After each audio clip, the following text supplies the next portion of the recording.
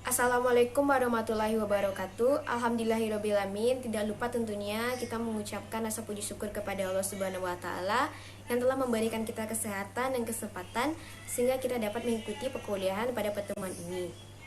Dan semoga dimanapun kita berada selalu diberikan pertolongan, perlindungan, dan kesehatan. Amin ya rabbal alamin. Pada pertemuan ini kami dari kelompok 8 akan menjelaskan materi mengenai pentingnya komunikasi dalam sebuah organisasi. Kami beranggotakan 5 orang, yaitu yang pertama Febrian Argawayudi dengan NIM 19042058, yang kedua Jeffrey Aziz Saputra dengan NIM 19042066, yang ketiga dengan Bila Fairuz Fadila dengan NIM 19042075, yang keempat dengan saya sendiri yaitu Puja Harikah dengan NIM 19042080, yang kelima Ulfa Aulia dengan NIM 19042089. Pembahasan pertama yaitu mengenai definisi komunikasi yang akan saya jelaskan. Menurut Stephen, komunikasi adalah suatu proses penyampaian pesan dan informasi secara dua arah dari pihak sumber pemberi pesan atau informasi kepada pihak penerima secara efektif. Selanjutnya, pengertian komunikasi dapat ditinjau dalam dua arti. Yang pertama, komunikasi umum, yaitu komunikasi yang dapat dilakukan oleh siapapun, kapanpun, dan dimanapun. Yang kedua, komunikasi khusus, yaitu komunikasi organisasi dilakukan oleh anggota organisasi dan terjadi di dalam organisasi dalam rangka mencapai tujuan bersama. Dalam artian bahwa komunikasi merupakan proses penyampaian pesan dari seseorang individu ke individu atau kelompok lain. Proses tersebut dapat berupa penyampaian energi dari alat-alat indera ke otak. Proses tersebut dapat melibatkan beberapa peristiwa, yaitu peristiwa penerimaan dan pengolahan informasi, saling pengaruh di antara sistem dalam organisasi. Untuk materi selanjutnya yang akan dijelaskan oleh rekan saya, yaitu Arga.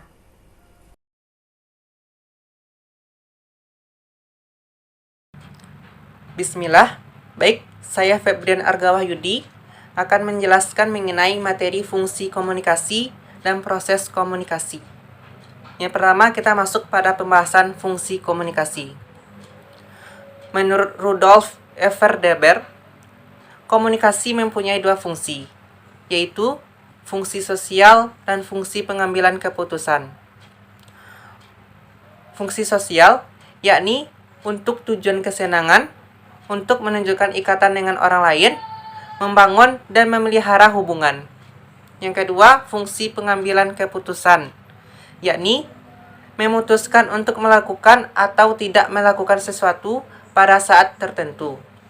Seperti, apa yang akan kita makan di pagi hari, apakah kita akan kuliah atau tidak, serta bagaimana belajar menghadapi tes.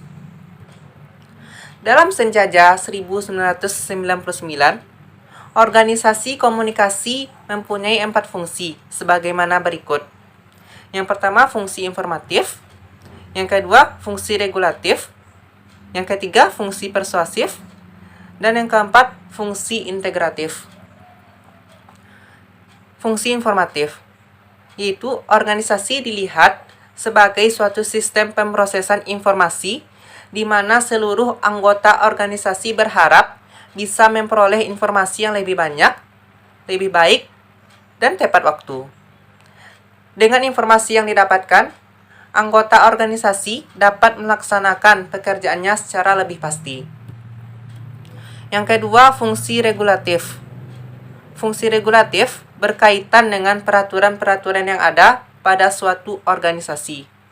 Artinya, pesan-pesan yang bersifat regulatif pada dasarnya berorientasi pada kerja di mana bawahan memerlukan kepastian peraturan tentang pekerjaan yang boleh dan tidak boleh untuk dilaksanakan.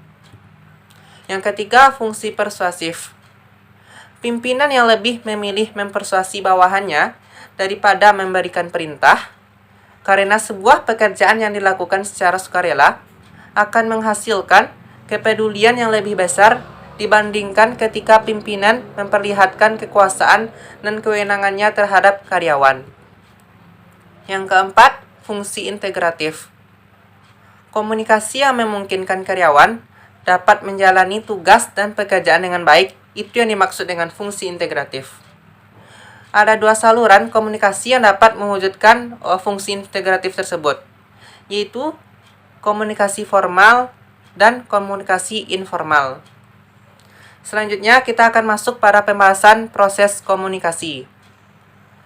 Onong U. Effendi 2011 dalam jurnal Khawas 2017 mengklasifikasikan proses komunikasi terdiri dari dua tahap, yaitu yang pertama komunikasi primer. Komunikasi primer yaitu proses penyampaian pikiran atau perasaan seseorang kepada orang lain dengan menggunakan lambang atau simbol sebagai media. Komunikasi primer merupakan jenis komunikasi yang efektif untuk mengubah sikap, pendapat, dan tingkah laku. Yang kedua, komunikasi sekunder, yaitu proses penyampaian pesan kepada orang lain dengan menggunakan alat atau sarana sebagai media kedua setelah memakai lambang sebagai media pertama. Baik, hanya itu dari saya. Saya kembalikan kepada moderator. Terima kasih kepada Arga. Untuk materi selanjutnya akan dijelaskan oleh rekan saya, yaitu Nabila Fairuz.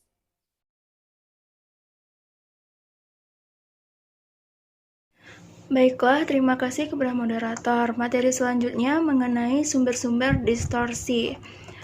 Dalam komunikasi organisasi terdapat distorsi pesan, sehingga akan menjadi hambatan bagi organisasi untuk menyampaikan tujuannya pada seluruh anggota. Hal ini disebabkan karena yang pertama, kedudukan atau posisi individu dalam organisasi. Yang kedua, keterbatasan komunikasi yang terjadi karena adanya batasan yang dibuat oleh organisasi. Yang ketiga, spesialisasi tugas yang akan mempersempit persepsi seseorang dan mempengaruhi cara orang dalam berkomunikasi. Yang keempat, kurang memadainya jaringan komunikasi. Yang kelima, ketidakpedulian pimpinan terhadap suara dari anggotanya. Kemudian, arah komunikasi. Menurut John R. Weinberg dan William W. Wilmot, juga Kenneth K. Sereno, dan Edward M. Bodaken, setidaknya ada 3 kerangka pemahaman mengenai komunikasi. Yang pertama, komunikasi sebagai tindakan satu arah. Konseptualisasi komunikasi sebagai tindakan suatu arah menyoroti penyampaian pesan yang efektif dan mengisyaratkan bahwa semua kegiatan komunikasi bersifat persuasif. Kemudian yang kedua, komunikasi sebagai interaksi.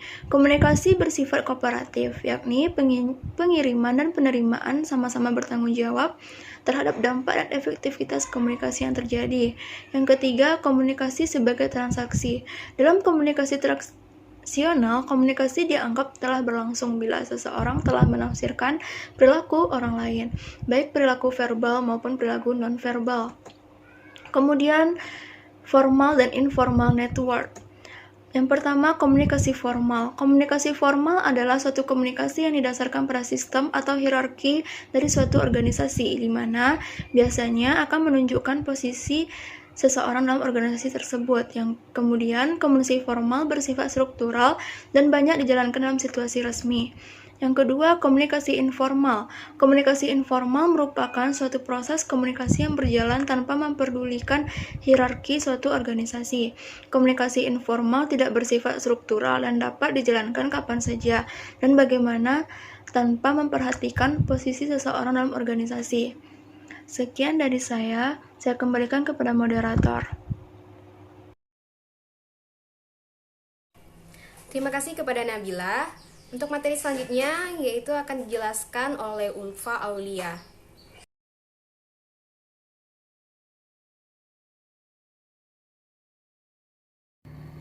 Baik, terima kasih kepada moderator. Selanjutnya saya akan membahas tentang hambatan komunikasi. Hambatan adalah segala sesuatu yang dapat mendistorsi pesan, apapun yang menghalangi penerima dalam penerimaan pesan. Menurut Effendi, mengatakan bahwa hambatan komunikasi terdiri dari 4 bagian. Yang pertama, hambatan sosio-antropopsikologis. Merupakan hambatan proses komunikasi dalam konteks situasional, yang artinya seorang komunikator harus mempertimbangkan betul situasi dan kondisi saat melakukan komunikasi dengan komunikan, terutama pada 3 aspek, yaitu sosiologis, antropologis, dan hambatan psikologis. Baik, yang kedua hambatan semantik. Semantik berkaitan dengan bahasa komunikator yang harus benar-benar memperhatikan gangguan semantik ini, sebab salah satu ucap atau tulisan dapat menimbulkan salah pengertian dan salah penafsiran. Pada gilirannya bisa menimbulkan salah komunikasi. Yang ketiga, hambatan mekanis adalah hambatan yang timbul dari alat atau mekanik yang mempengaruhi kualitas dalam komunikasi, seperti tulisan yang kurang jelas sehingga susah dibaca atau suara yang tidak bisa didengar. Yang keempat, hambatan ekologis. Lingkungan sangat berpengaruh bagi lancarnya proses komunikasi. Lingkungan yang tidak mendukung akan memperburuk komunikasi. Misalnya ketika kita melakukan komunikasi di tempat keramaian, maka kita akan meningkatkan suara agar komunikasi jelas terdengar dan pesan yang kita sampaikan dapat diterima. Baik, selanjutnya saya akan membahas tentang Key Communication Skill. Merupakan komunikasi adalah pengetahuan seseorang yang digunakan dalam keterampilan komunikasi verbal, nonverbal, dan melalui media komunikasi secara efektif untuk mempertahankan keaktifan dalam bertanya, berinteraksi, dan berkolaborasi dengan orang lain, menurut Eigen. Keterampilan komunikasi adalah kemampuan seseorang untuk menyampaikan atau mengirim pesan yang jelas dan mudah dipahami oleh si penerima pesan. Baik, sekian dari saya kembalikan kepada moderator. Terima kasih kepada Ulfa Aulia. Untuk materi yang terakhir yaitu akan dijelaskan oleh rekan saya yaitu Jeffrey. Kepada Jeffrey dipersilakan. Materi selanjutnya, Group Decision Making. A. Grup versus individual.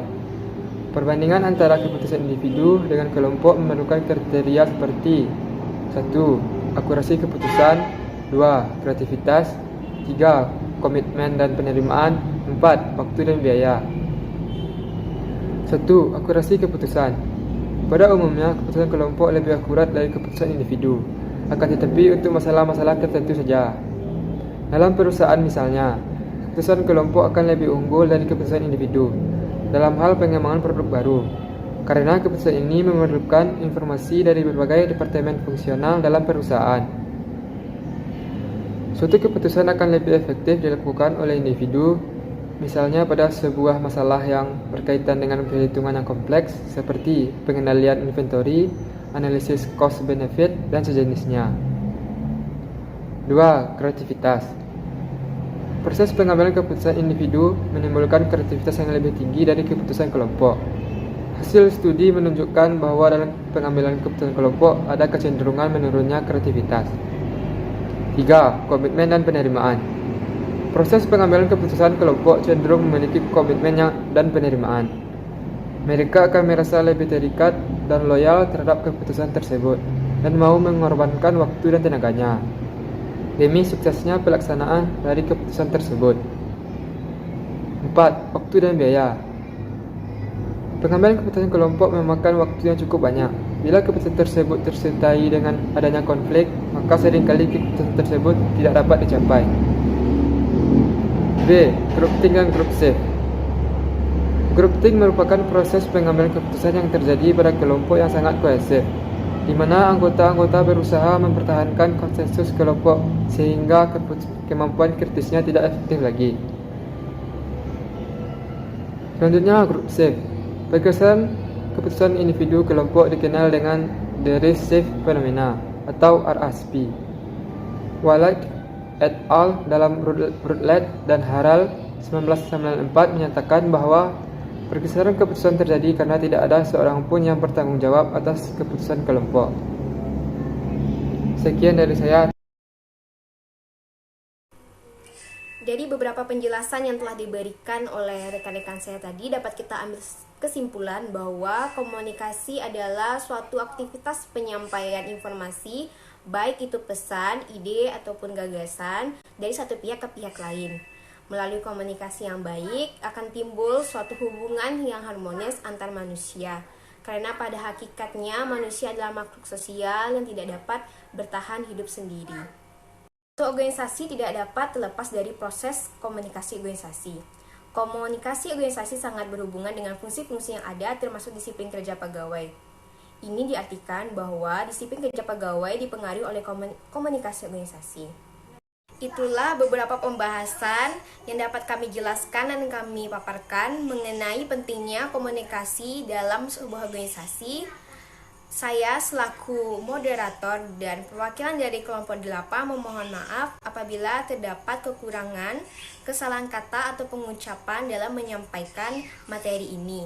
Semoga materi ini dapat bermanfaat bagi kita semua. Wabillahi taufiq hidayah. Wassalamualaikum warahmatullahi wabarakatuh.